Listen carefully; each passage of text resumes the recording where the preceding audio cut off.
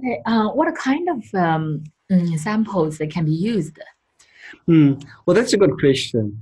Now, because Spooky Digitizer functions much like a capacitor, those plates need to be touching or almost touching.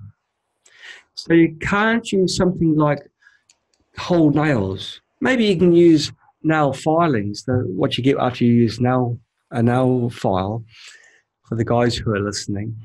That'll be quite good to use, I guess, because that sample would last a long time. But I'm not sure whether that'd be such a good thing to use because it won't actually contain any of the pathogens. Even better than that would be something like blood. If it's something that's, if you've got a problem in your whole body, that will be reflected in your blood. And so a blood sample would be good. Or if you're doing a John White and you've got yourself a head cold, you can use some nose discharge, or sore throat, you can use some saliva perhaps, or cough up some of the yucky stuff and use that for these, as a biological sample. Really what's closest to the problem that you have at that time you use. And so if it's a sore throat, you use some sort of sample from your throat. So that's that. And you can also use your urine. A lot of people use urine as a sample.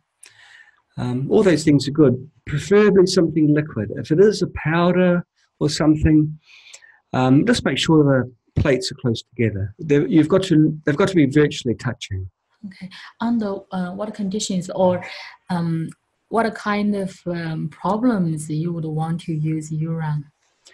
Urine problems, if you've got a urinary tract infection, a candida growth infection, that sort of thing, you'd use urine. If you find, or you're a little bit queasy with taking a blood sample, then urine is a good second option for that, because urine, when you go to the doctors, they give you a urine sample. They don't ask for a urine sample for fun. Well, they probably do, but that's for another. We'll discuss that another time. But but the urine sample truly reflects a lot of what's happening inside your body, and so a urine sample is good. So you're saying that it's actually very important what sample to take. It depends on what you want to find in your body. That's right. Problems you have. That's right. When you try looking for Rome, you don't look, some other country. You go to Italy, you go to Rome, and so you go to as close as possible to where the problem or the known problem area is. If you're feeling just generally low and you feel that you have got a general pathogen burden in your body, then you'd want to go to something general like the urine or the blood. But if it's something specific, then you try and go to that area and you do that. If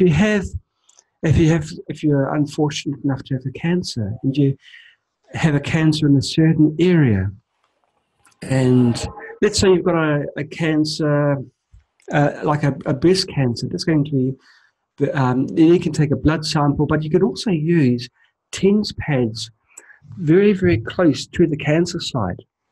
Now, the signals will be passing through the cancerous tissue, also through healthy tissue, but more through the unhealthy tissue. And so the response that the biofeedback will give will be mostly for the tissue that you're trying to sample. But certainly for the digitizer, you want to have as good a sample as possible in there.